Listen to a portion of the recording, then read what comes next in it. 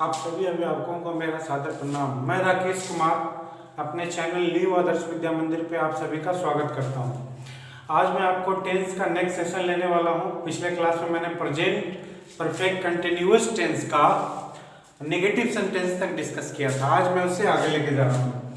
आज मैं present perfect continuous tense के इंट्रोगेटिव सेंटेंस से बताऊंगा प्रश्नवाचक वाक्य। यहाँ पे इंट्रोगेटिव सेंटेंस लिखा हुआ है और ऊपर हेडिंग हमने दिया हुआ है present perfect continuous tense. Rule पहले देखिए। सबसे पहले हैज या हैव सब्जेक्ट, उसके बाद बीन, मेन वर्ब में आईएनजी, उसके बाद ऑब्जेक्ट, फिर है अदर वर्ड्स, फिर सिंस या for plus time plus question mark. ये हुआ structure present perfect continuous tense के इंट्रोगेटिव सेंटेंस का। पहले एग्जांपल लेते हैं। एग्जांपल से आपको ज्यादा क्लियर समझ में आएगा। जैसे एक एग्जांपल लिया, क्या राम 2 घंटे से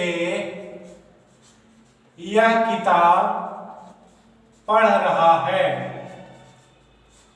ये एक एग्जांपल हमने लिया प्रेजेंट परफेक्ट कंटिन्यूअस टेंस के इंट्रोगेटिव सेंटेंस का।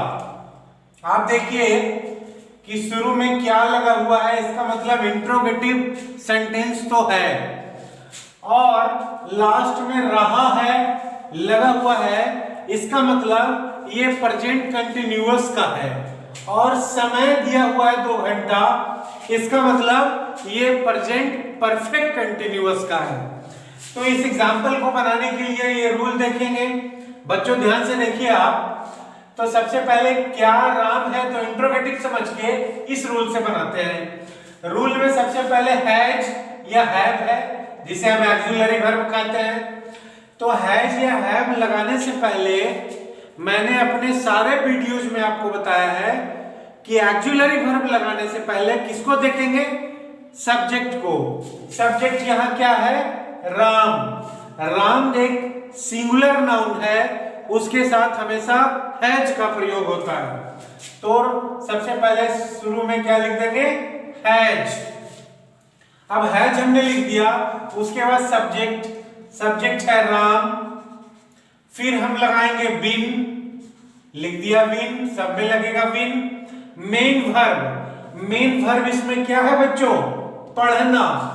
तो पढ़ना का क्या होता है?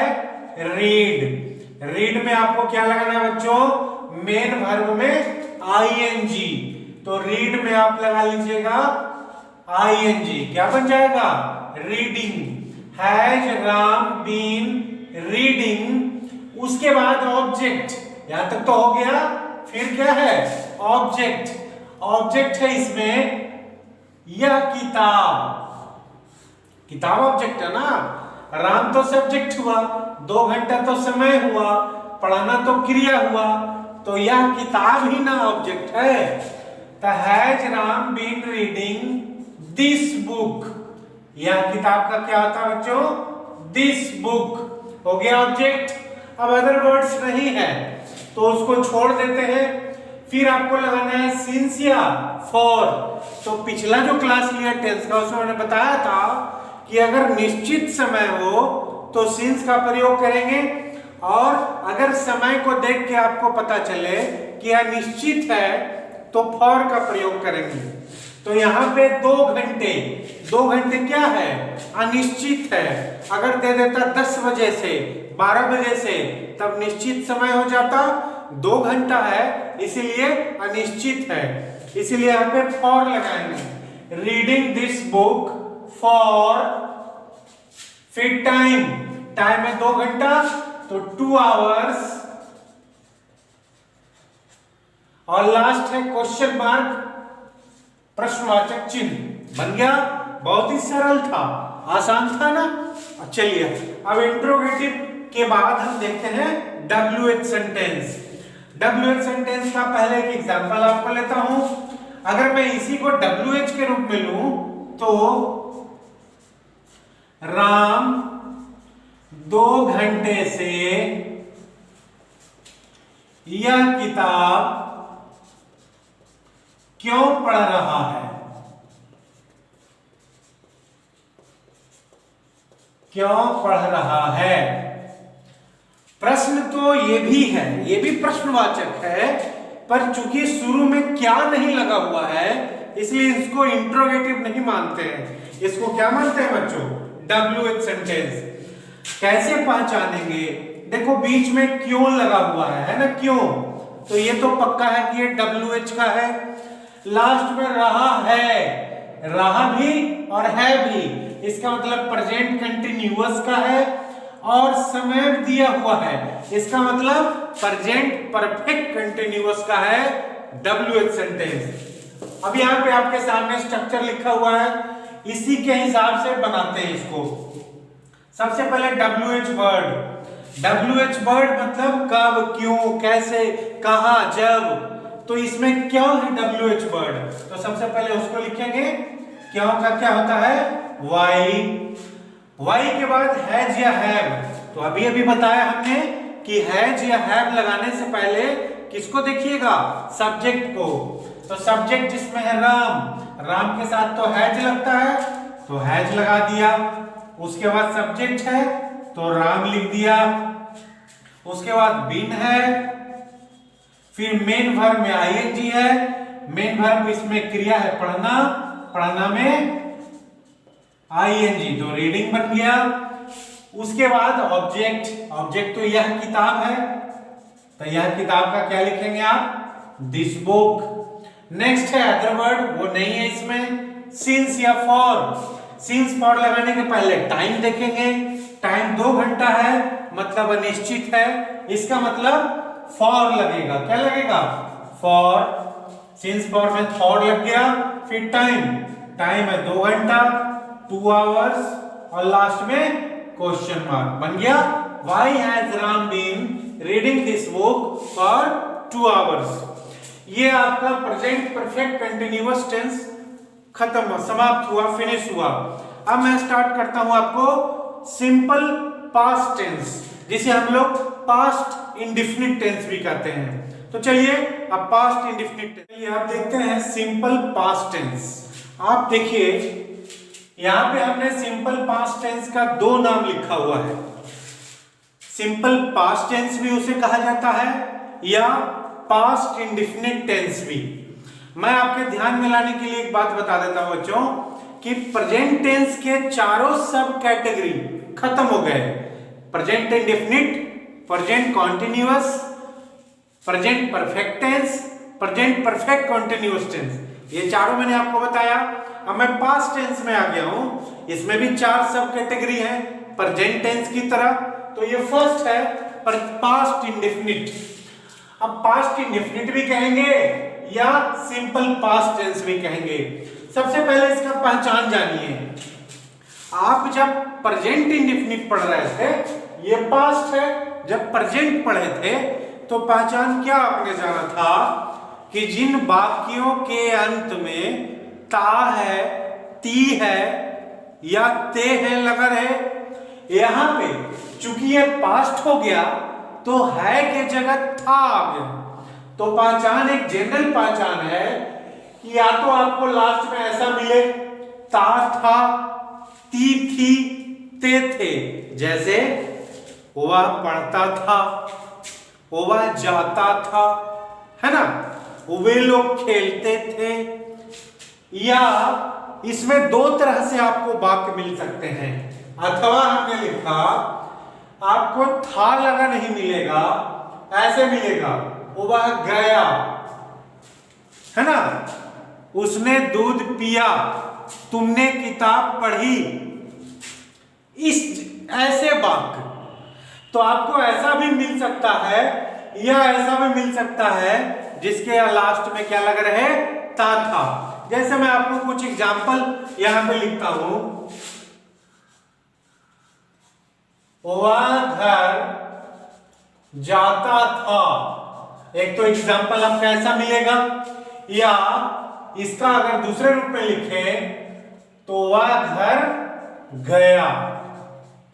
आपको ये दोनों में पहचानना है कि ऐसा अगर मिल जाए, चाहे ऊपर वाले की तरह चाहे नीचे वाले की तरह, तो ये दोनों simple past tense, past indefinite tense का ही एग्जाम्पल है। अब अगर आपको मिल जाए ऐसे तो बड़ा आसान हो जाता है पहचानना, चूंकि ता लगा रहे तो ता तो इंडेफिनिट वाला है और था लगा हुआ है मतलब पास्ट वाला। ता था लगा रहे तो पास्ट इंडेफिनिट, और नहीं तो अगर ऐसे मिले तो भी आपको जान लेना है कि ये किसका उदाहरण है, पास्ट इंडेफिनिट टेंस का। उसी प्रकार कई ऐसे एग्जाम्पल लिए जा सकते हैं, यहाँ पे लिखना संभव नहीं है ना। वे लोग मैदान में क्रिकेट खेलते थे या वे लोग मैदान में क्रिकेट खेले, ये दोनों पास्ट इंडेफिनिट का है। अब हर टेंस का 4 सेंटेंस बताया जाता है आपको, अफर्मेटिव, निगेटिव, इंट्रोगेटिव और WH। तो स्टार्ट करते हैं अफर्मेटिव। यहां पे मैंने अफर्मेटिव के लिए स्ट्रक्चर लिखा हुआ है, रूल लिखा हुआ है। तो एग्जाम्पल पहले मैं आपको लेता हूं, यही वाला एग्जाम्पल लेते हैं। वह घर गया, छोटा सा एग्जाम्पल हमने लिया। अब इसको बनाने के लिए यह स्ट्रक्चर पे गौर कीजिए। सबसे पहले है सब्जेक्ट, जो कि सब में होता है, सब्जेक्ट के बिना क्रिया कैसे संभव है। उसके बाद मेन वर्ब, पर इंपॉर्टेंट है यहां पे मेन वर्ब का कौन सा फॉर्म लगाना है, सेकेंड फॉर्म V2। यहां सब में V2 लगेगा, चाहे शुरू में सिंगुलर हो एक वचन, चाहे सब्जेक्ट प्लूरल हो बहुवचन।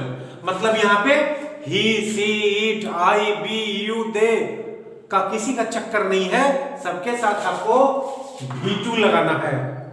क्लियर हो गई बात। और ऑब्जेक्ट और अदर वर्ड, तो इसको बनाते हैं सबसे पहले बच्चों। वह घर गया, सब्जेक्ट, सबसे पहले सब्जेक्ट, वह घर गया, ही लिखा हमने ही, ये थोड़ा सा लाइट चल रहा है, ही। उसके बाद मेन वर्ब, मेन वर्ब क्या है इसमें, जाना, गया। तो जाना का तो होता है गो, और चूंकि हमको V2 लिखना है तो V2 तो आपको याद करना पड़ेगा ना, V1, V2, V3 आपको याद करना पड़ेगा, तभी आपके ध्यान में आएगा। तो जाना, जाना का गो, गो का V2, बेंट, ही बेंट, V2 हो गया। उसके बाद ऑब्जेक्ट, ऑब्जेक्ट है घर, घर, ही बेंट टू होम, बन गया, बड़ा आसान था। एक और एग्जांपल लेते हैं, ये एग्जांपल 1, एग्जांपल 2, जिसमें ऑब्जेक्ट के साथ साथ अदर वर्ड भी हो।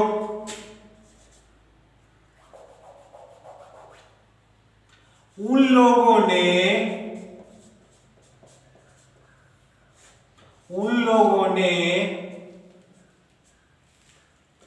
मैदान में क्रिकेट खेली,